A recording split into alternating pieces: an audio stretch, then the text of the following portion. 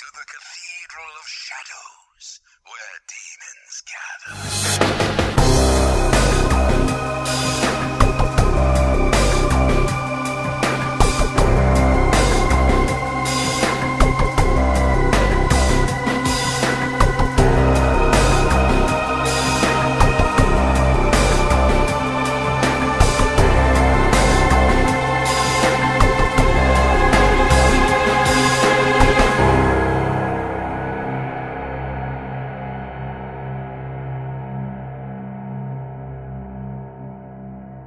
Hello everyone, welcome to the Cathedral of Shadows, a Megami Tensei Podcast. I'm Rasen. I'm Katsu. And we are back for another exciting episode of Cathedral of Shadows. And, man,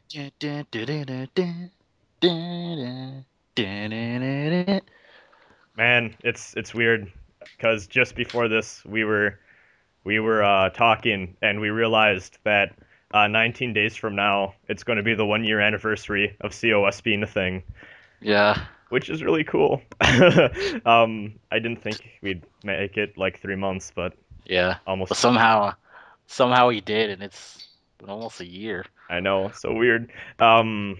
Shit, and like I don't know, I've been still on that Shin Megami Tensei mood ever since we started COS. Like I'm just finishing Nocturne up, actually.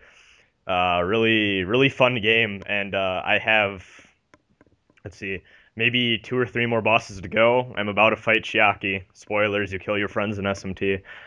Who knew? Yeah, Who knew that you kill your friends? who would have thunk? But yeah, I'm about to fight Chiaki and then move on. And man, that's a really good game. I Yeah. I think I like Digital Devil Saga more, but I really enjoyed Nocturne. Just it was a ride. I'm glad I played that shit in the summer though, because Nocturne hard mode, that is a time commitment. Goddamn, my save file reads about, I think, 84 hours.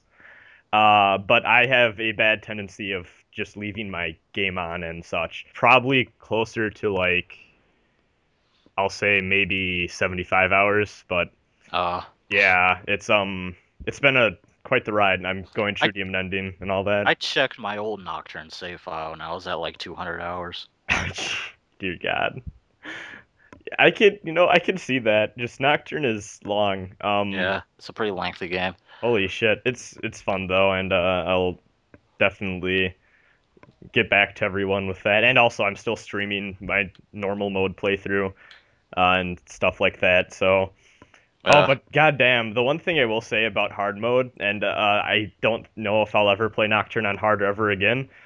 Towards the end, the pricing for certain items gets super ridiculous, and you don't get that much Maka from random battles, and it just kind of stops being fun type of hard, and it just starts being like a tedious type of hard where you just can't get the thing you want. Whereas in normal mode, you could spend maybe an hour grinding for something, then have it. In hard mode, it'll probably be closer to a 3-hour grind just to get one Megatama. And that's really, I don't like that. Because I want to get Frey Kugel before I fight Lucifer, right? I have, like, I want to say 300,000 Maka. I need 150,000 more Maka before I can even, like, buy that, and then I need to level grind so I can actually get the skill and all that. It's a time sink. And I don't really enjoy that type of difficulty. I enjoy it, like, the actual combat being harder, not the resource stuff like that. Just pricing in general is just really unfair and pretty poorly balanced, in my opinion, with that. And I don't care for it as much, but other than that, hard mode run was pretty enjoyable. There were some pretty intense moments, like I think my Noah fight lasted a solid 40 minutes because I didn't have every element at my disposal. It was the only time in my playthrough I've had to use a Beat of Life too, just because I needed more MP. So yeah, have you been up to any SMT stuff? Yeah, I'm doing a Let's Play of Digital Devil Saga. It won't be uploaded until much later when I get my new PC. That's going up on your channel, I'm assuming, right? Yeah. Okay. I'll link to that below. Yeah, SMT is fun. Yeah, Hey kids, go play SMT. Stop listening to the. Actually, listen to this while you play SMT. There we go. Everyone. Yeah. Wins. Make sure you ask your parents' permission before logging into cathedralofshadows.com. That doesn't exist. Anyways, uh, yeah. So that's what we've been up to. I guess we should get into the news. There hasn't been much, at least in terms of official news, but well, I guess there is kind of depending on where you live. But I guess going on in terms of fan stuff first. Megami Tensei 1 fan translation has been delayed. So you might have remembered earlier in the year we were talking about a MegaTen 1 fan translation that this group had been doing for what they implied to be a very long time. And they said they were going to go for a September 11th, 2014 release. Mm-hmm. Because that's the anniversary of the game. I think it was I don't know how old that game is. I want to say it's like the 23rd or something like that. Yeah. It's something to that effect. But basically, one of the main people behind that in the romhacking.net thread posted a thing like, "Hey guys, it's August, and I know a lot of you are probably curious as to the status of the project and all that." And he basically said that the translator has kind of been busy recently, and then after they can finally get him back into doing stuff, they still need to get like approval from the other members of the project, and then they need to play test it and do all that stuff.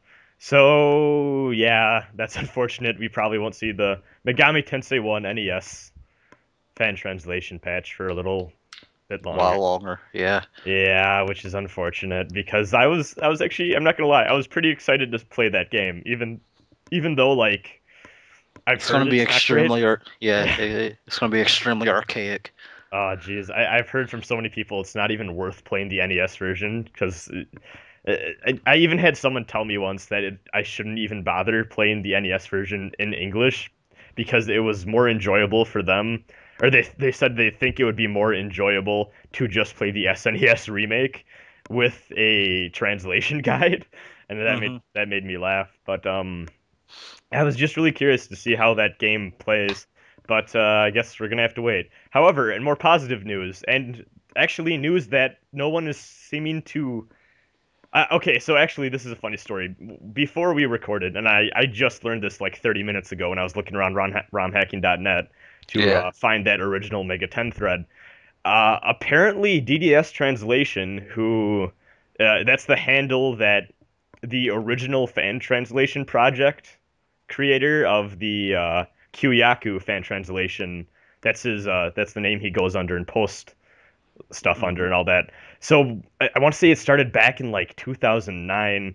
This guy posted on romhacking.net and said, "Hey, I'm working on a fan translation for Kyoyaku," and then up until 2011, like early 2011 even, he had posted video and screenshots, and it all looked really good and really high quality.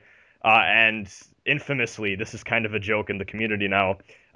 He said in a video description of one of the last videos he released, this is going to be coming in 2011. So now every time there's like a delay or there's a long wait for something, Mega 10 fans always go, "Oh, it's coming 2011," because Yeah. that's the joke. It's 2014, still not out. So everyone just assumed that the project died and that the guy just kind of moved on with his life. However, I was looking around and I kind of did a spit take on my monitor because I'm like, holy shit, is that DDS translation?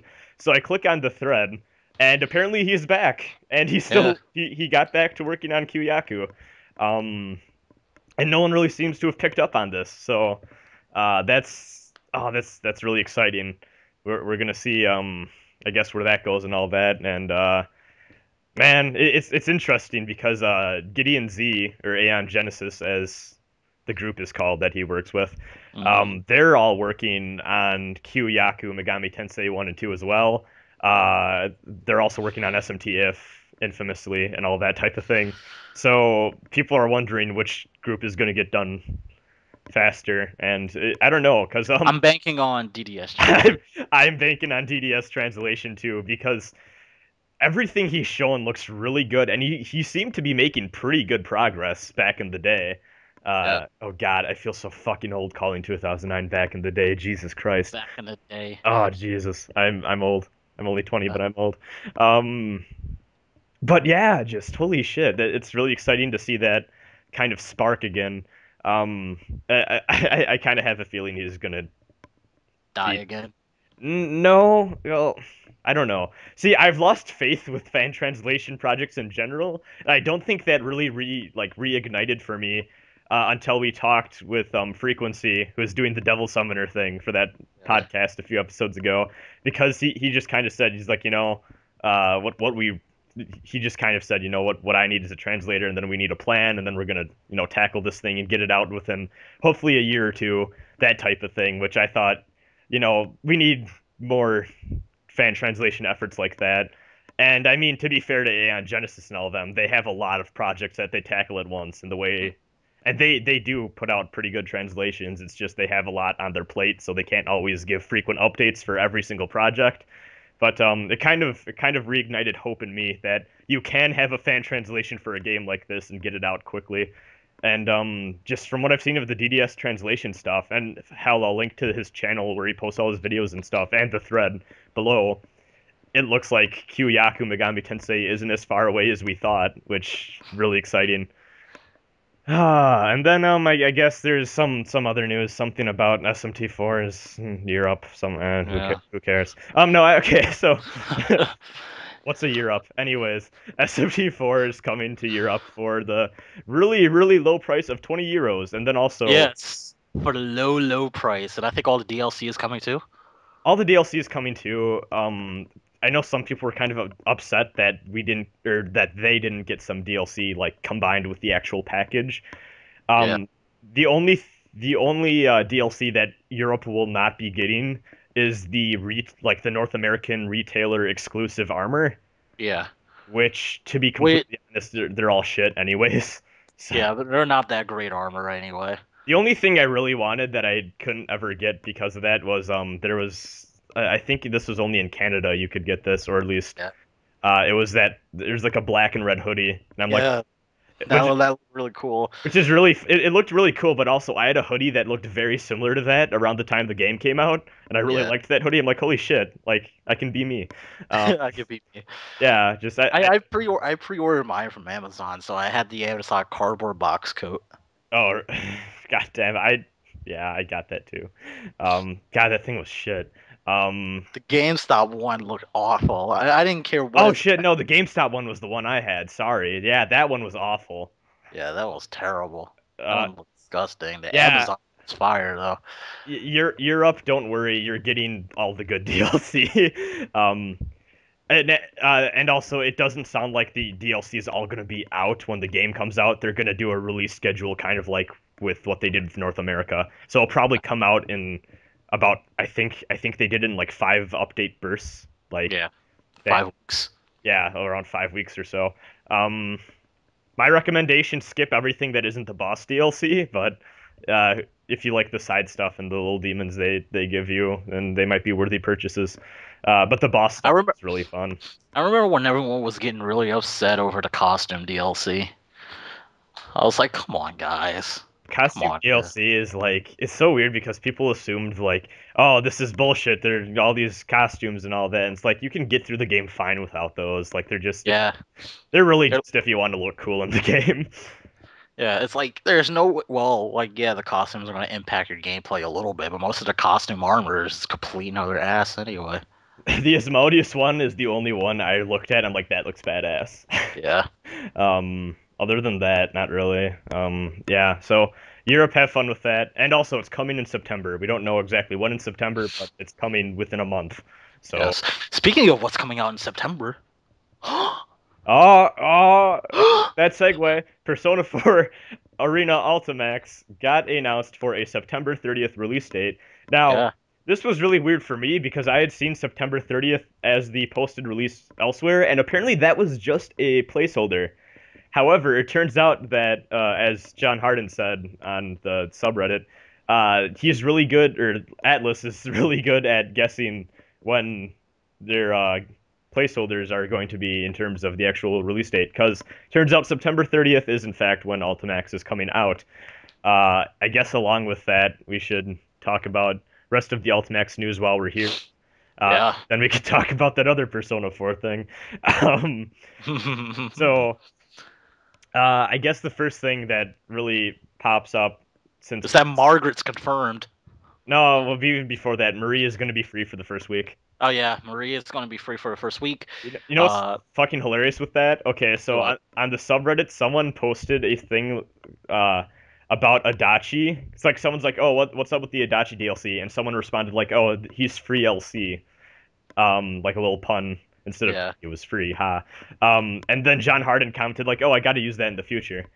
And then sure enough, in the Atlus newsletter, Marie is confirmed as free LC, and everyone in the subreddit's like, "Oh shit, he used it."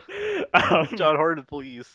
John Harden, good job. Have you noticed how like Adachi and Marie's poses were like opposites of each other? Adachi's like over to the left a bit while Marie is to the right, and then you have Margaret who's like standing like facing towards the player. I did not notice that.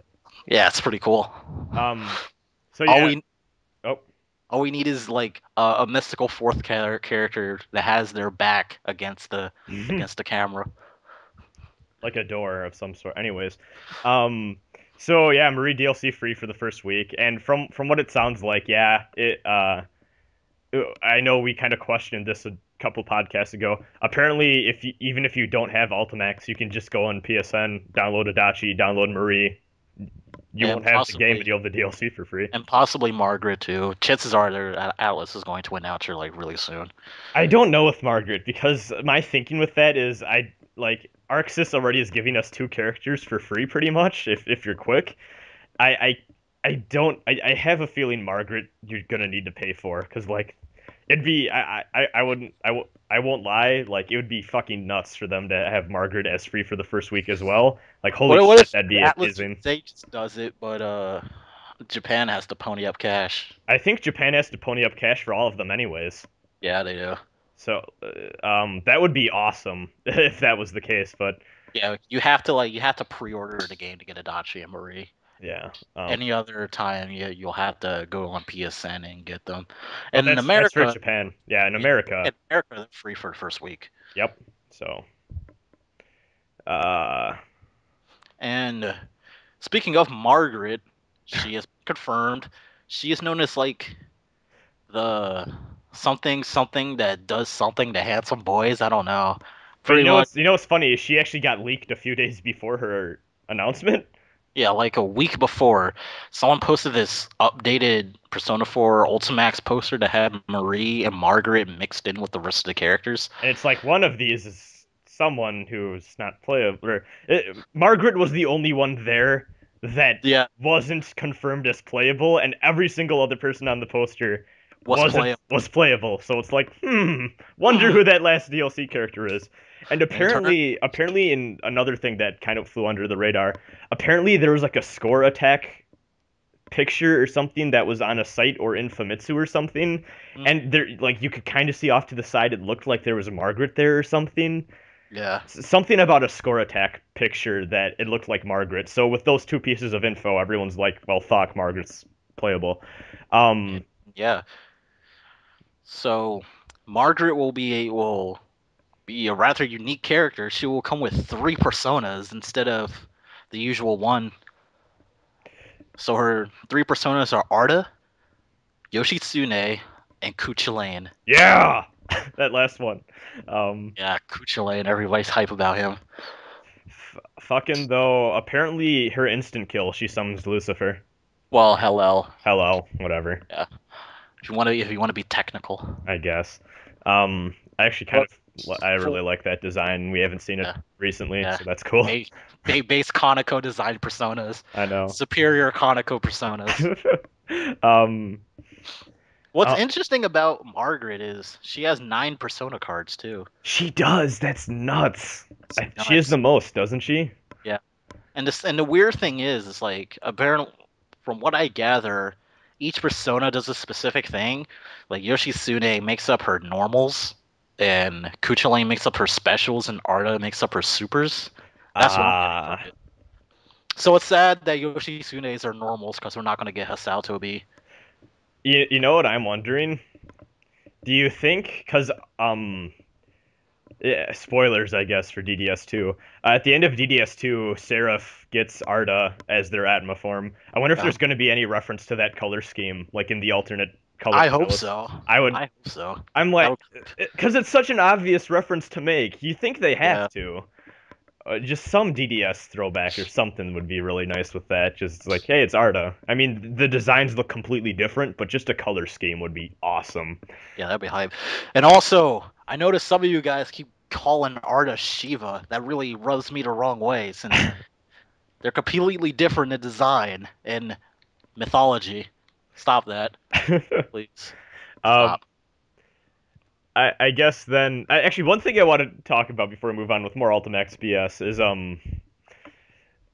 this Ultimax has a problem with leaks apparently, because if you Yeah. recall, Best Buy's website leaked the fact that we were getting Rise and Ken, and then The uh poster leaks Margaret. yeah, but I'm really curious as to if that Rise and Ken news ever like I wonder if the Japanese fan base ever found out about that. I think they did because Japanese players do follow English players on Twitter, and everyone was talking about it. And Okay. I do believe Stun Edge, who also goes by Hochan, I think he tweeted about it, and some Japanese people found out about it Okay, that because yeah. I know he tweeted about how Margaret's English voice actress got a new one. Okay. Yeah, he tweeted that out in Japanese, and so people responded to him. So yeah, they aren't completely in the dark. Because what we always talk about this, the divide between Megami Tensei fans in like Japan and like English fans is Huge. pretty huge, and I guess it's because of the language barrier and all that. But sometimes it's really not funny seeing like sometimes I'll post like an image or just a funny MegaTen thing on Twitter, and it always brings a smile to my face if like a Japanese person retweets it and then their Yeah. friends retweet it, and it's like, hey, I like it, this morning I tweeted out an image of Margaret like kneeing Akihiko in the face, and I was like Neo Justice, and then I see Domi, a Japanese Akihiko player, retweet it, and then like a whole bunch of his friends started retweeting it, and then like a whole bunch of Japanese people just retweeted it. It was yeah. awesome. And well, like it's cool too because it's in those brief moments, it's just kind of like a little nod to each other, like, hey, we exist, we all like the same stuff, type of thing.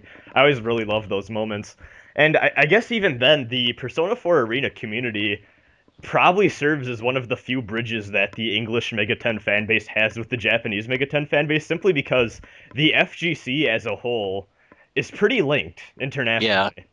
it's definitely linked internationally, especially with the advent of online. Because everyone knows about like the at least the people that are really into the FGC. Everyone really knows like, oh, God's Garden in Japan's happening, so like that type of thing. Yeah, Everyone knows the big tournaments and who the people are and all the strategies that get found and from which regions and all that, and yeah. they're pretty closely linked. So it's really nice seeing that Persona 4 Arena offers a bridge like that.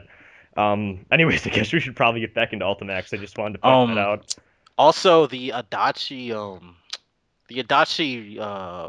Persona Stalker Club episode got uploaded to Nico Video.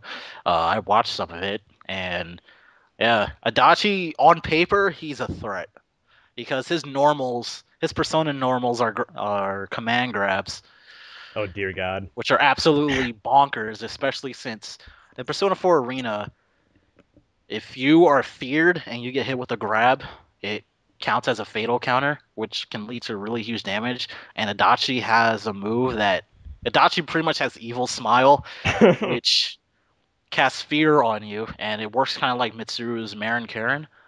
So pretty much he can fear you. They hit you with like 5C, and his 5C will fatal you because it's a command grab. So That is pretty interesting, actually. that's pretty nuts.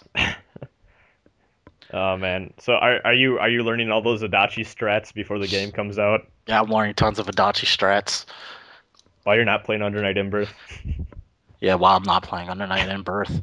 I'm actually playing Under Night in Birth later tonight, though. I I'm see. gonna be net playing, even though I don't really like net playing in that game. Talking mad shit with Hanzo Gonzo over PSN. Yeah, Um, shout outs to Hanzo Gonzo. We talk about yeah, him a lot more than I would have thought we would have. Yeah. on this podcast. Everyone go follow Hanzo Gonzo on Twitter if you like fighting games. He's a funny dude. Let's see. But I guess the last piece of Ultimax news is we got both the Japanese and the English Ultimax sites got updated recently with the episode P3 story details. And also, I never knew this. Apparently, the Ultimax sites update at the same time. So the English Yeah. sites come out, or the English updates for the site come out as soon as the Japanese ones do as well, which I think is pretty cool on Atlus's part.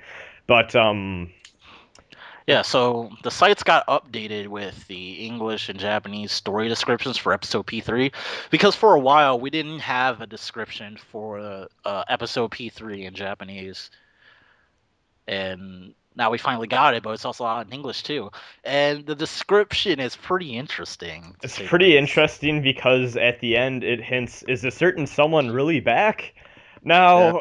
I don't know about the people here that have, played P3, but I think that's pretty fucking obvious who they're trying to hint at. Who they're trying to hint at is probably some post launch DLC for $7.95. I see you, Arc System Works. Ah, Jesus. I want to give a spoiler warning out for P3 before we even talk about this, but you know what? The game's fucking old. Everyone knows at this point.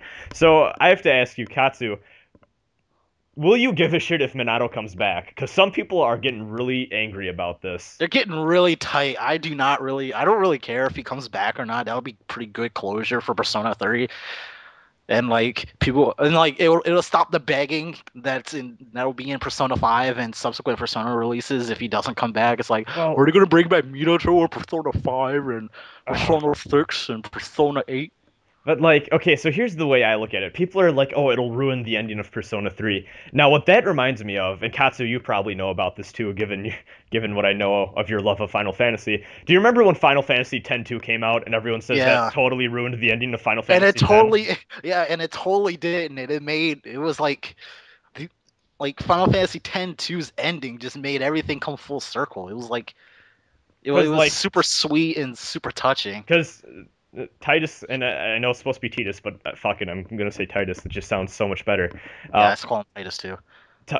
Titus comes back, and people are like, "Oh, that totally ruins 10's ending." And then within I want to say 2 years of Final Fantasy X-2 coming out, no one gave a shit anymore. And I really think that's what's gonna happen.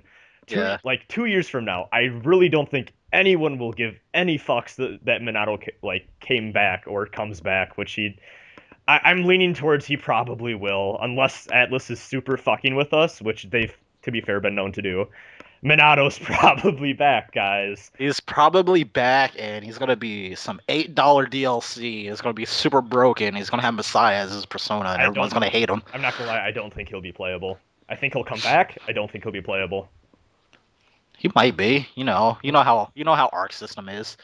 They like just putting characters in for absolutely no reason. I mean, no, but look at Blaze Blue. But what I think is they're at a point where, hey, if we want to make a third version of P4A, we'll have to pocket him for later. Because let's be serious here. Fucking, you know how you sell the next Persona 4 Arena after you have most of the characters people care about? You put fucking Minato in. Yeah. Like this. So many people will drop the 60 for a new version just for Minato. This is probably known. So yeah, the only thing about this that I'm kind of slightly disgruntled with is we found out through a website and how cool would it have been if the reveal happened at when you finished the Persona 3 episode P3 or whatever, and it comes full circle. You know how they took that photo in Persona 3? They take it at the end of Persona 4 Arena Ultimax. Except everybody's older now, see? Too spooky. Actually, I kind of, I guess I haven't played Persona 4 Arena in forever, so I don't remember. If I recall correctly, after you beat all of the story modes that you could pick from the start, doesn't a final true route unlock? I have a feeling it's going to be a case where you beat episode P3, episode P4, and then a true route unlocks, and then you do whatever. Well, wait, no, is there an episode show? No, there isn't. Okay, well, no, we talked about there could possibly be an episode show. I would not be surprised if after episode P3 and episode P4 you unlock a episode P3-4 or some bullshit like that, or episode true, whatever. And then Minato comes back as the big ending thing. I I wouldn't be shocked. Oh, actually, another thing to talk about. Apparently in Famitsu, I didn't write this on the agenda, and I apologize, Katsu, for throwing this on you mid-recording. But did you see the thing about the boss character thing? Yeah. Okay, so for everyone who didn't hear about this, in Famitsu, there was a short description of the features of Ultimax, like just a little blurb like, hey, this is what's in the game. And then it says something like, play as the boss characters in versus mode, which makes everyone go, who the fuck is the boss character? They're And probably talking about like the score attack guys with the super buffs that they get. it's yeah, that makes me curious. Like I don't know what exactly that's hinting at because I don't because like, on one hand it's like could that be a new character that we don't know or could it just be a thing where it's like oh it's just a super version of another character? it's probably just super version of the characters, kind of like unlimited forms in BlazBlue. You can't really you can't play them online. Dude, fucking, did you ever see the thing where there was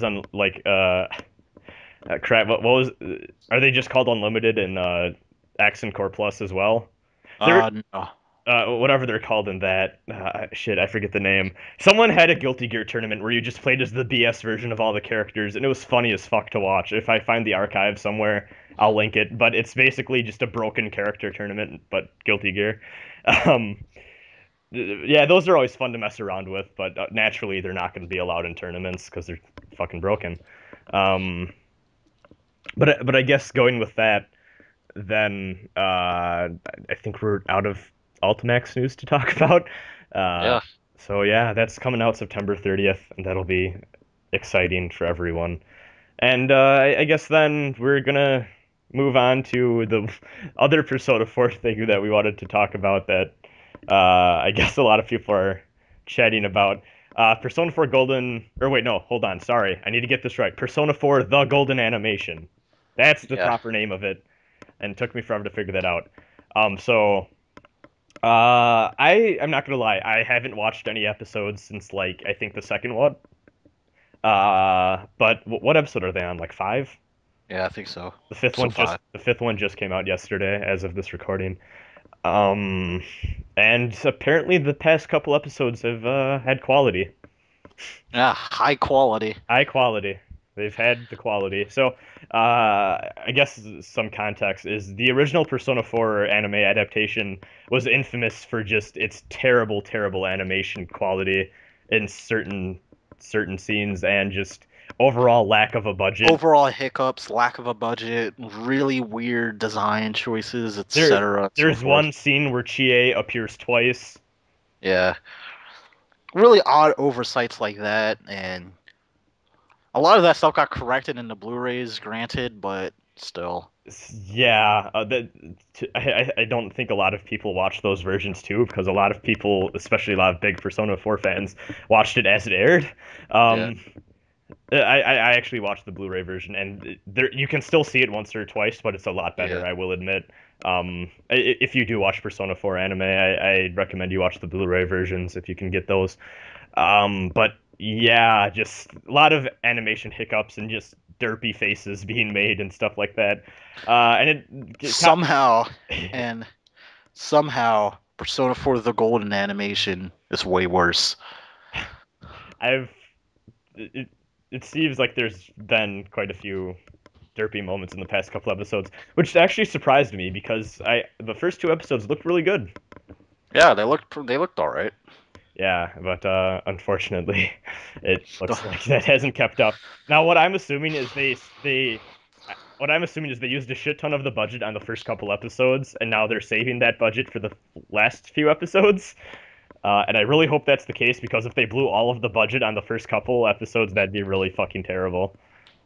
Uh, but yeah, so thanks animation quality. Yeah. Oh my god, some of the faces these guys make. Dear lord. Uh, Freaking. Like, there's this one screen cap of a Dojima homie holding a camcorder, and like his eye is really big, his head is really big, and his hands are really small. There's there's that one I just linked you with Chie, and like her face, her head kind of looks like an alien head. oh my. Yeah, it's it's definitely been rough from at least the screen caps I've seen. And Katsu, you've actually been watching it seems. So Yeah. I can't comment on it as much as you can, but And hopefully like they fix that. the story in general is just really, really terrible. They've been shoehorning Marie in every little event that they had. Didn't they shoehorn Marie into the band scene? Yeah, they shoehorned her into the band scene. Oh my Which is god. funny because people already hated it, and I think they found a way to make people hate the band scene even more. By throwing Marie in there. That Uh, was a really good idea, Does guys. because I know she plays guitar. Does she sing too? Yeah, she sings too. Ah, Marie is literally Atlus's lightning. so funny. Like I know even like I've seen like certain people that just like I'm a Marie. I like Marie, but like goddamn, this is This much. this is too much. Yeah, this is getting nuts. So who knows what's gonna happen with that. Uh, but then I guess you couldn't tell because we just had a lengthy news discussion. Katsu and I decided that it'd be nice to have a old school style COS where we just talk about a subject and talk about aspect of the Megami Tensei games and just overall have a chat about it and what we think about it. So n naturally, I'm just finishing up Nocturne and all that. And one thing that that game is really, really known for, and critics loved about it, or I guess just everyone loves about Nocturne, the fantastic immersion and atmosphere that the game has, and just how it, Immersion. my immersion, how it manages to just suck you into that vortex world and throw you in for a crazy ride. Just really, really, it's something else, and it's really hard to describe unless you've played it too. Like it's Yeah. something you feel and not talk about sort of thing. Um, so I guess just talking about this Katsu right off the bat, I want to. Are we alive? We are alive. Sorry about Okay. that, everyone. Technical difficulties. Um, so I guess just right off the bat, I wanted to ask you, Katsu, and then I'll pitch in on this too. Are there any games you've played, just not even Megami Tensei games, that just you love because of the atmosphere or the immersion? Um, Tales of Exilia 2 is definitely one of those games where the atmosphere and the way the music and the graphics and the gameplay and just the overall atmosphere and tone just blend together in this really neat package that kind of draws you in. And another game, The Last of Us, definitely does this so well. Oh, well, Oh yeah. my god. So, I was about to say I feel bad because I'm gonna pick a really cliche answer, but yeah, I guess Last of Us is really kind of a cliche answer, quote unquote. But that's all It's right. a cliche Yeah, answer, but it, it's it does true. it's true. Um, I didn't even know you played The Last of Us. But I guess going from my experience, I have a really cliche answer. Dark Souls. Dank Souls. Dank Souls does it so well, where it draws you into a world and it really makes you feel like you're alone in this crumbling kingdom that really is just dying, and you are the sole hope of the world. Just from the music to the fact that the world just feels all connected. It doesn't feel like video gamey levels. It feels like you're in one continuous flowing world that is just tearing apart and just full of death and monsters and sadness type of thing. Just a really somber tone throughout that entire game, and it, it's really an experience. But I guess just talking about atmosphere and stuff, I think atmosphere is something, or just atmosphere and immersion is something naturally that is in every form of media, and different forms of media do it differently. For example, in books, I guess too, you get a little bit more of it because you get to know a character's thoughts and their actions a little bit more, and just you have longer descriptions of the setting and just what's going on in general. And also, I guess literature has that thing where your imagination fills in the gaps and your Yeah. imagination really decides how everything plays. So it's almost as if you are building your own sort of world from what the author's giving the information, and all that. Hmm. But then you have movies where you have everything is visual and you see the lighting, you hear the soundtrack, and just you feel what the director wants you to feel type of thing. It's kind of a railroading experience, but that being said, sometimes it is more concrete, and it's easier to get into that way sort of thing. Like every form of media has its ups and downs for how they handle this. And video games have the idea of like they handle immersion really well simply because they're interactive. You get immersed because you have some sort of say or control over what's going on. Now, this varies from game to game, but as I think we all know, Megami Tensei games are very interactive, especially compared to other JRPGs, which generally railroad you along, and they don't provide many choices or too much branching off in terms of story and all that. But I guess with that too is I think Nocturne manages to do this so well because they build this sort of alien world or like this very desolate wasteland that's just it makes you feel alone and like you can't rely on anyone and you just feel throughout the entire game that you just have to rely on yourself and that this world is shitty and that I need to either change things or I need to figure out what to do in order to get this world back to the way it was type of thing. Um, I guess Katsu, do you want to talk at all like immersion SMT from your perspective? Is there any games that do it super well that you want to highlight? I want to say that kind of sound like a broken record at this point, but I don't care. Digital Devil Saga does immersion really well. It Yeah, really does.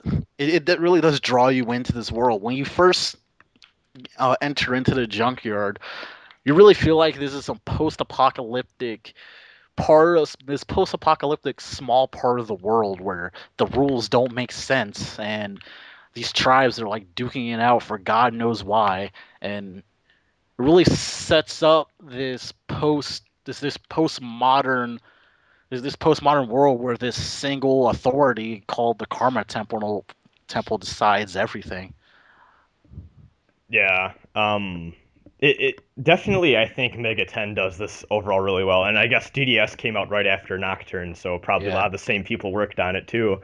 Really, I think that team in general that was just around Atlus at the time really nailed it, and I think that's part of the strength of both of, well, I guess all three technically of those games is that you just feel like you're actually part of the game and that you are getting into it and that sort of thing. And I really feel actually just going off of that, I think SMT4, I guess in terms of most recent SMT game that we got, had a bit of a problem with immersion, especially in the beginning, where in Mikado it's all really menu focused and just the way Yeah. that the game is built, it doesn't. Interface. Yeah, the Inter- interface kind of clash with the overall design. but then when you get to Tokyo, it gets better. I wouldn't say it ever reaches Nocturne levels, but you definitely get a better feel for the world. Yeah, the atmosphere and like the atmosphere, the design, and the music blend together really well once you reach Tokyo. Yeah, but just before that in Mikado, and every time you go back to Mikado, it sticks out like a sore thumb because it's like, what the Yeah. fuck is this menu interact? Like, it feels really, really closed off, and you don't really get a feel. Kind of like how Mikado actually is in the game. Oh, Oh shit! Oh. maybe I'm onto something here. Maybe that was the entire point of Mikado to make you feel like this place is out of place, like it doesn't belong in this game. Who knows? Who knows? That'd be interesting. I guess with that though too is actually, you know what? Let's talk about Persona for a second. Going on, I think Persona it kind of spikes up and down with the immersion because sometimes it's like I totally just got drawn out of the experience, and sometimes you feel really into it. Now, the scenes that have a lot of character growth and you're interacting with people and you have that incredibly well written dialogue between the characters and all that, or just those sections of the game where it's like, hey, I have free time now, I get to decide what I want to do, and just like in real life, I can choose if I hang out with my friends, if I go to the arcade, if I study for school, like all that sort of stuff. You really feel like I am a Japanese high school student, yay, all that sort of thing. Living up my It's Japanese high school it's fantasies. just like my Japanese animes, that Yes. sort of thing that people always dogpile on Persona for, but. You know, that's I think also too though there are points in Persona where I'm just taken out of it. Like I know I'm pretty sure we've talked about this on the podcast before. Sometimes with the it's really weird with the characters and how they act in the social link scenes, but then how they act and Yeah, kind but of how they interact act with in you in game. story. It's Yeah. like how they act in the story and how they act in the social links kind of clash with each other to the point where it breaks the immersion.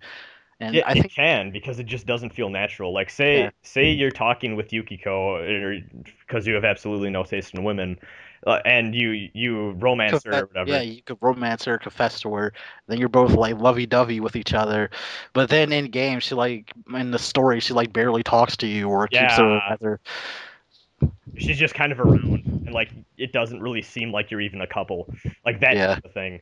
But then I guess too is sometimes just I don't know what about it, but sometimes the fact that you would have those, you know, when the calendar changes and that little menu yeah, comes up and it shows the days scrolling by. Sometimes that could take me out of it too, especially if that happened right after an important scene. Like I know it's a transition and it's kind of important to show what the day is and all that. yeah, But sometimes I think that kind of got in the way with some of the more serious scenes, or even sometimes it's kind of weird in the upper right corner having that you always have that weather yeah. moon The phase thing. weather status thing during cutscenes. I kind of wish they would have taken that away when you weren't playing, or at least have it pop in every now and again and then leave. So, like Yeah, that got kind of distracting for me. And I think what's important too is menus and just gamey stuff in general can hurt immersion like that. I think it's very easy with a game with a light HUD like Nocturne, where you have the Kagetsuchi phase, you have the radar in the bottom right, and I don't think you really have anything else other than when you're next to something. It's like hit X to interact with blank. Uh, I really enjoy that type of design where you just see most of the game in the world and you don't see what you don't need to see, really. It's just a light HUD with everything you need to know. And I think sometimes Persona can struggle with that, where there's a lot of stuff on the screen or there's a lot of just weird menu interface stuff that it all looks good, but sometimes I guess it kind of takes me out of the experience. yeah, But then again, I'm trying to think too, where SMT1 always has that big dumb status screen thing in the bottom part, and just with the way that game is written and the music and all that, I think SMT1 is very immersive, and maybe that game was kind of built around that fact, where they knew that the game itself was kind of clunky and that they had to sort of rely on the atmosphere to get players sell it. interested. Yeah, and sell it. Where it's like, hey, we know you have all this menu stuff and this kind of not the best combat and all that sort of thing, but we're going to make you interested with this world and the story and the characters and try to sell you with that so that you have a connection to the game in some way. Maybe they just focus so much on that that you don't mind the menu so much. But that's kind of weird too, because as we know, Persona is very character driven, but at the Yeah, same time, I still feel a little taken out of the experience when I play those. I still like for Persona 5 to help with the immersive aspects of Persona in general because we all know that above all else, immersion is a huge selling point of the game. People always talk Oh, about how definitely. immersed they are. More immersion. Or like how the characters are basically their real life friends, that sort of thing. Yeah, Like, I would like to. I would like to see that, like your social link, the stuff you do in the social link actually has influence in the story. Maybe not major stuff, like maybe just little things, like the party might actually acknowledge that you like have a girlfriend now or something like that. yeah, just like, yeah, just something like a noticeable thing like that would be nice. Yeah, Um, because yeah, sometimes it just feels a little clunky like that, and it feels like the game's kind of falling in on itself in terms of you experiencing the story and stuff like that. I'm trying to think. Devil Summoner, I guess, just from what I've played of those, they do a good job, especially Soul Hackers. Well, I guess I have the most experience with that one, but with the whole futuristic setting and the kind of like technology that you roll with and all that, it feels very very interesting that way. But then also, I guess even with the Raidou games, they do a good job of building a 1930s yeah, Tokyo and all that sort of thing too. Really interesting with how that works out. And I guess too, uh, I think atmosphere and immersion is an aspect of a game that people, especially for JRPGs, I think people pick up on and people enjoy, but not many Yeah. people talk about. Most people, when they talk about RPGs, talk about the story and the characters, Hmm. or like the music and the gameplay and all that. But I think getting immersed is probably one of the most integral parts of a game, and I think the point is, if a game does it well, you don't always notice because you're so sucked in that it's like Yeah. you don't even think I'm immersed right now. You think, holy shit, I'm this character and I'm doing this and I want to see what happens with this character. I want to see what happens with this story like that. I think that's one of the finer points of JRPGs in general, is that they I feel like they have an easier time pulling you in than Western games in general do. Yeah, I can see that because even I guess too, Western games definitely sometimes have an issue with that where even I saw a lot of complaints with Grand Theft Auto 5 how a lot of people said I don't want to play as any of these characters because they're all fucking assholes. Yeah. Like the only like Western I guess you know, as much as people shit on them, I think Call of Duty does a good job with the whole first person view of making you feel like you're actually doing something in the game world and getting you immersed with that sort of thing.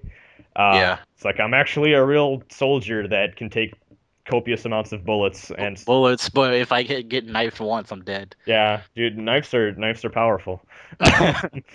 Or Knife's even deadlier than even bullet. that said too in terms of Western games, Skyrim. Though I guess to be fair, that's also an RPG. Yeah, it is an Sky RPG. like Skyrim or just the Elder Scrolls or even Fallout. Those Those are very immersive. yeah, because well, I guess even then, you are free to do what you will, and I Yeah. guess even sandboxy games in general like that uh, have a lot more immersive points and qualities to them. Hmm. But yeah, some of the single player like what else have I played recently? I'm trying to think of other Western games that just I didn't feel any immersion at all. You know, I guess even here, let me look through my game stack real quick. Um, Assassin's Creed. yeah, okay, that's a good one. You do a lot of shit in that, and to be fair, those are sandboxy too. But there's never a point where it's like, oh, I feel like I am Altair, or I feel like I am Yeah. Ezio. Uh, I feel like I'm all these characters. You're just like, I'm kind of just playing a game. yeah, or fuck, I'm looking through right now. It's hard because most of my games are of Japanese origin. Um, Gosh, you're such a weeb. I know. Oh, Army of Two. That one I didn't feel immersed at all. There's another shooty shoot bang bangs, uh, that type of thing.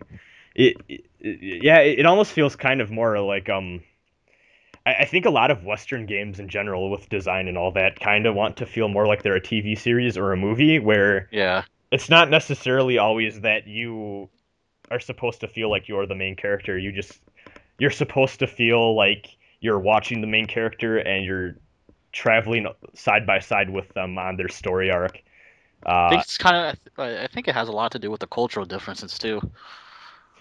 yeah, I'd say so. Because I mean, even Western media in general. Okay, Star Wars is an easy one to talk about this with. Yeah. And throughout Star Wars, for anyone that's, I hope everyone listening to this has watched Star Wars. If not, go watch Star Wars like now. Um, no excuse. Um, but even with Luke in the original trilogy, he is a main character that you go throughout the three Star Wars movies with, and Watch them grow up. you basically watch him grow up and become a Jedi, and you watch him have his like emotional moments and his fits of rage, or just his points where he's kind of immature, but he's still trying to do the right thing. And you never really feel like you are Luke. You feel like you're. It almost feels like Luke is a gateway to the audience because he kind of grew up on this desert planet, Hmm. and he doesn't really know that much about space in the He's universe. kind of like a blank slate. Yeah, but to that extent, when you never really feel like you're Luke, you feel like you are side by side with him, and then you kind of use Luke as a gateway to learn about the world yourself, sort of thing. Whereas Luke doesn't know much about space and the universe and all that he lives in. So when he learns things, you are learning them alongside him because naturally you're not familiar with that world either. Um, but you never feel like you are Luke learning these things. You feel like you are learning them alongside Luke. Whereas I guess with a JRPG or even like with Nocturne, when you learn the rules of the Vortex world and the rules of creation and all that from Kagetsuchi, you feel like you are learning them as the Demi-Fiend and that you are the Demi-Fiend, and it is solely your responsibility to Yeah. figure out what you want to do in terms of the Vortex world. Um, I guess too. I guess you could make an argument that that's just a difference of media types and not necessarily cultural. But I feel like a lot of JRPGs and Japanese developed games in general, they really want you to have a more blank slate of a character, Yeah. whereas So that's Western games kind of force things on your character and like give them predetermined backstories and personalities and whatnot. yeah. The sole exception being like Western RPGs, which generally are the most customizable types of RPGs you Yeah. can get. But you know, in general, I think Western games, yeah, they really like forcing personalities on their main characters simply because it's to be fair, I think it's probably a lot easier and Yeah. opens up more possibilities to have a preset character like that because actually, I'm not gonna lie. Even with Nocturne, sometimes they try doing a thing, and I kind of want to talk about this whenever I review Nocturne. There's a few points where characters say, "Oh, well, this character told you to go do that. You're so fucking gullible and all that," and it almost feels like the developers or the writers of Nocturne want to make you feel personally bad for choosing to be gullible or like falling for a trap. Yeah. But in reality, this is a video game where this character told me what to do to advance the plot. All I wanted to do was advance the plot. I Stop making fun of me for advancing the plot. God damn it. I had no other choice type of thing. Now it would make sense if Nocturne was like, "Hey, you can do this because I said This. so, or I can tell that guy to fuck off and not do what he says." And then once I choose to do what he says, you can tell me that I'm gullible and an idiot and blah blah blah. But you gave me no choice, Nocturne. You are telling me that I need to do this thing, and then you're calling me out for being gullible, and I think sometimes that got a little bit annoying, but it's definitely, I mean, even we're talking with Kevin Frayne last episode about the difference in Surf's, the fact that Person. Surf has a personality in Quantum Devil Saga, and uh, just in DDS, he's kind of a blank slate, Yeah. and the types of differences that has on the story, Oddly it's enough, interesting to despite see. being a blank slate, Surf still has an established role in the world. He does, and that's interesting because what's weird too is that he has an established, I guess, past too that you learn about in DDS too, Yeah. where you see the former incarnation of Surf as Surf Sheffield, or wait, no, not yeah, Surf shuffled. yeah, um, and you see what he did and all that, but then when you play as Embryon Surf, he, or I guess Program Surf, he basically he's a blank slate and it's kind of up to the character. But that being said, they still put you in the leadership role, and he still has certain He's he, qualities about him that the other characters mention, like he's really quiet or he's a he's good really leader. calm. Yeah, He's he's really calm and collected. that type of thing. And he's kind of, even in the games, they kind of reference he's kind of a balance between Heat's extremes and Argilla's extremes, where he kind of is fine with eating people, but he'd rather he not have to. Yeah. And I don't know. Sometimes that can be weird too. But I guess too, there's no real right way to do it, and especially with all these different types of media, it's interesting to see the cultural differences between how storytellers manage to deal with immersion and atmosphere versus other cultures and all that sort of thing. I guess with that too, sometimes I think SMT has it lucky in that with how the stories are built and how the games are made, you do have a lot of options compared to other JRPGs where sometimes it's like, hey, this is your main character and you're a blank slate, but everything you do in the game is already decided as soon as you turn the game on. Like you were going to do this, you were going to do this, and then you fight the final boss and save the day, blah blah blah. So generally, I guess if you have a good story, you avoid this, but there can be points where it's like I don't want to do this as my character, so that immersion's kind of being broken. but I have to do this because that's what the game's telling me to do, sort of thing. Um, but I guess just another thing with immersion is that good video games, I think, or just a lot of good game creators, they use that to their advantage, where they use the immersive aspects as like part of the game, such as Metal Gear Solid, I think is Yeah. the best example of that, where they totally fuck with the fact that they're in a video game and they mess around with those concepts and all that, especially Metal Gear Solid 2. It gets really ridiculous with how all that works. I don't know, I'm kind of running out of stuff to say. Yeah, same here. I guess overall, immersion is important, and I think that's something MegaTen does really well. Uh, a few hiccups every once in a while, but generally, I think it's pretty good in that regard. And I think the fact that generally most people don't talk about it too, except for cases like Nocturne, or I guess even Rido, I hear talked about a lot too, means that Mhm. they're doing a good job, because if they build a world and have you sucked into it and make you feel like you're a part of that world, I guess technically you shouldn't even think to comment on it, because that's like saying, "Oh, hey, it's really nice that I'm here in Earth and I feel like I'm a big part of Earth." Like they succeeded in pulling you into a new world. Mhm. So, got the sniffles. Yeah, a little bit. uh, We should probably move on to emails now. we probably should. So, I got a few emails. Um, I guess this first one we are going to read is from Civipo. Oh, hey, it's that guy. It's Civipo, and he says he knows we both have played a fair share of Megami Tensei games, but how many of Atlus's other games have we played? Oh, how many of Atlus's games? Yeah, Let's see. I I played pl- I played a bit of Trauma Center and a bit of Snowboard Kids. I that's really about it.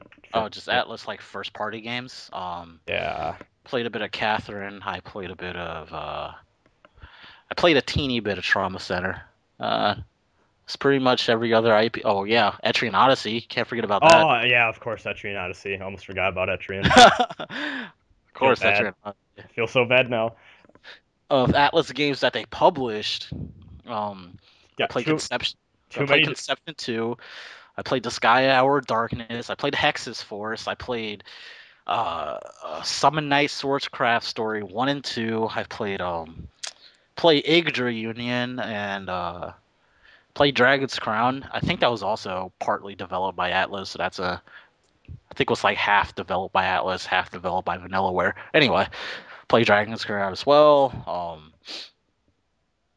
I think that's about it of all the Atlus games I've played. If we're counting like published games, I played. They had work behind KOF 13, right? Didn't they Yeah. publish that? Yeah, I've played that then Which, too. If we're counting published games. Um. So yeah, and then also he says if we get repeat questions, I think it would be nice if you guys could mention that you received the email so people don't worry that we didn't receive it. Um. So I've been thinking about doing this, but the problem is that we get a lot of emails now, and it would take a lot of time. Even if I just copy or wrote a message, then copy pasted it every time I got a response, I can't always do that, and I don't have as much time now that I'm doing a lot of other like things with YouTube and streaming, and just the fact that school is starting back up. It's kind of a thing that would add more time to what I have to do.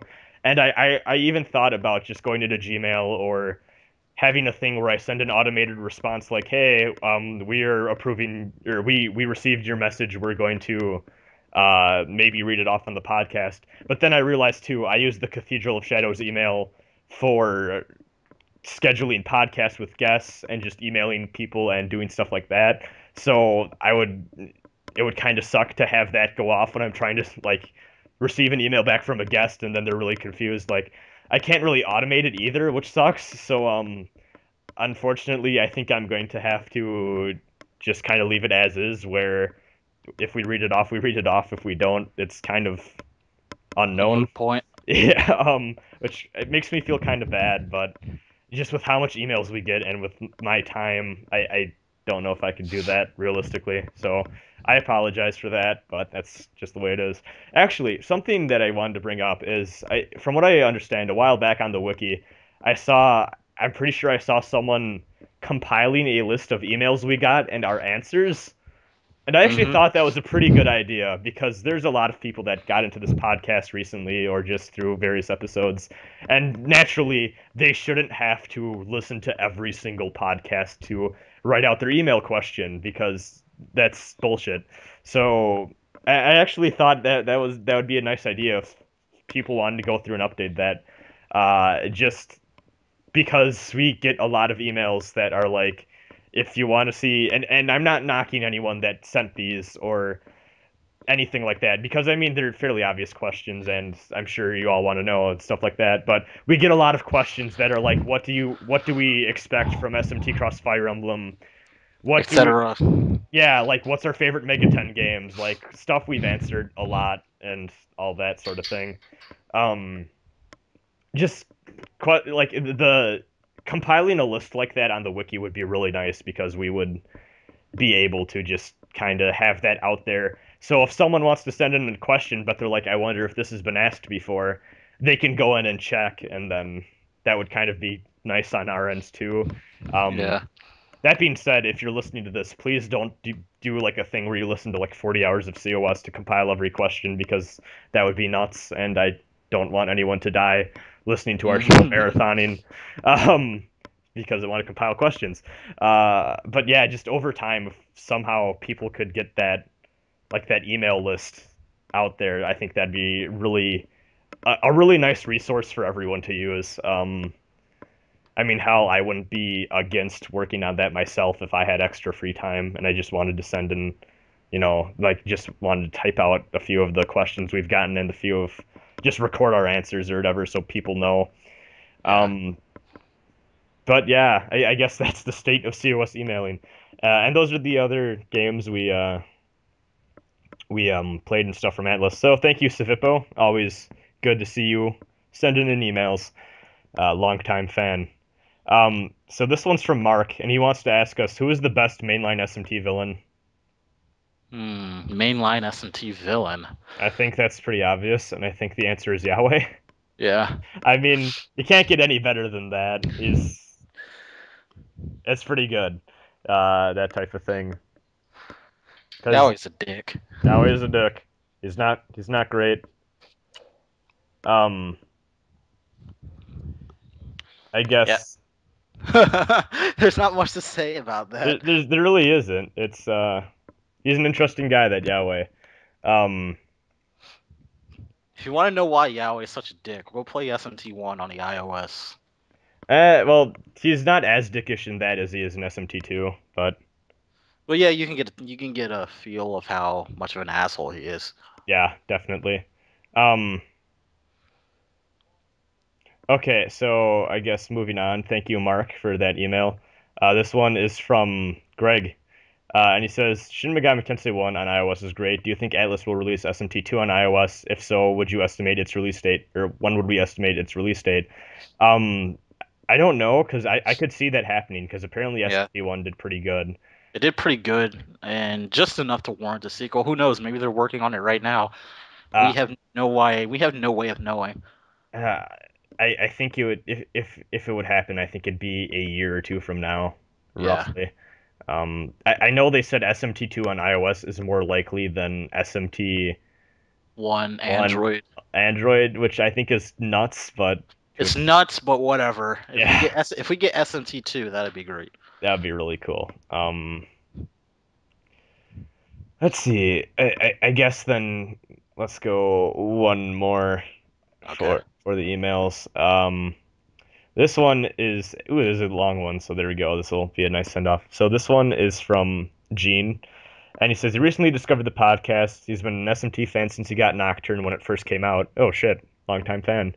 However, he didn't end up playing another SMT game until Persona 3 Portable, which he loved, and then he went back and played Persona 1, Persona 2 Innocent Sin, Persona 4 Golden, Overclocked, SMT4, and now he's hooked and there's no looking back. That's always a nice story to hear.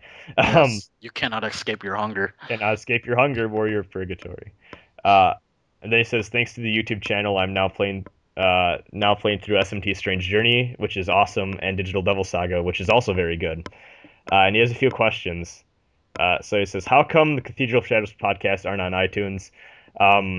So I thought we were on iTunes. we are on iTunes, actually, but then my computer broke, so my archiving process, I kind of just stopped because just with how it was going.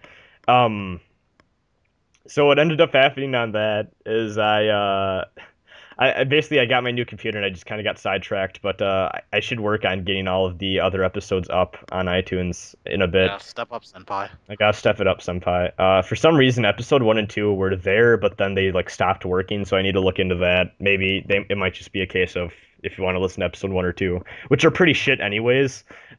You might need to go listen to those on YouTube and not on iTunes, unfortunately, or the MP3 download is always there. So yeah, I'll work on getting that back up over the weekend, or just getting everything up, or as much as possible as I have time. And then second question is, Shin Megami Tensei, Shin Megami Tensei 2, and Shin Megami Tensei If are all available on the iTunes App Store. Which game do you feel out of the 3 is the best to get if I can only get one of them right now? SMT If?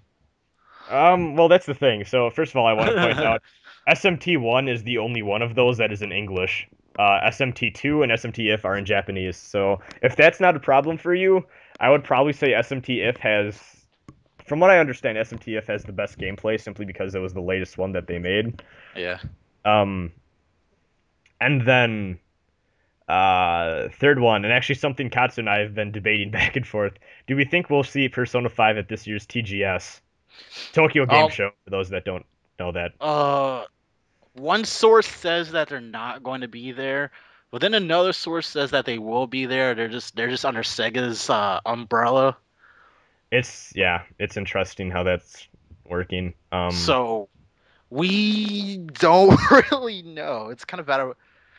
I think Katsu and I reached a point where we're super half and half on it, because on one hand, if they're going to show Persona 5 at any major event, it's gonna have to be Tokyo Game Show. Just if you look at the schedule of major gaming events where stuff is revealed, Tokyo Game Show is the only one that makes sense. And in the past few years, Atlus has shown off stuff there. They showed off SMT4.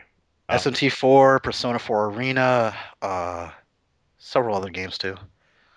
So if we see anything at a major event, but then also Atlus has been kind of known with their Persona stuff in recent times to have their own events and their own live streams and all that, because they just want to do it all by themselves. So they make their special own snowflakes. Yeah, they just make their own little special snowflake events, which honestly I wouldn't be surprised either if they do that with Persona 5. So honestly, I'm leaning towards no, we won't see it, but it's pretty 50-50, I'd say, just with what we know. Because if we don't see it there, they're probably going to just have a stream where they just show off stuff.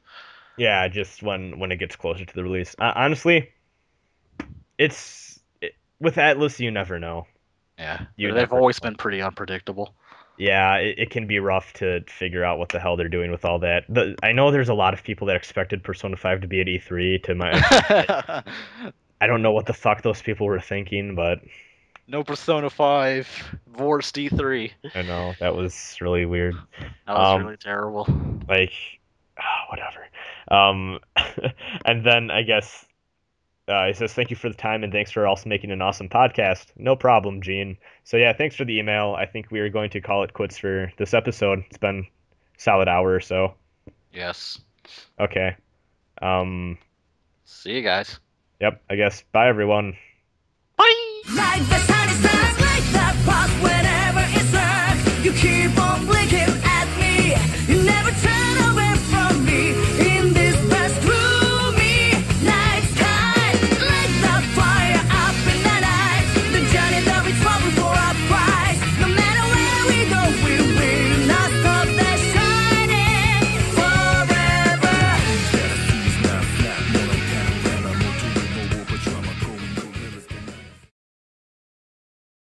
Gather demons and come again.